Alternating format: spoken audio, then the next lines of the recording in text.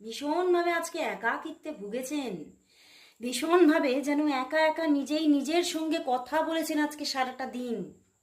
এবং আপনাদের মধ্যে কিন্তু দেখতে পাচ্ছি যে সম্পর্কটা কিন্তু এখন হয়তো অনেকটাই ক্ষতবিক্ষত আপনাদের সম্পর্ক, এবং হয়তো বেশ কয়েকদিন যাবৎ আপনাদের মধ্যে কথাবার্তা হচ্ছে না।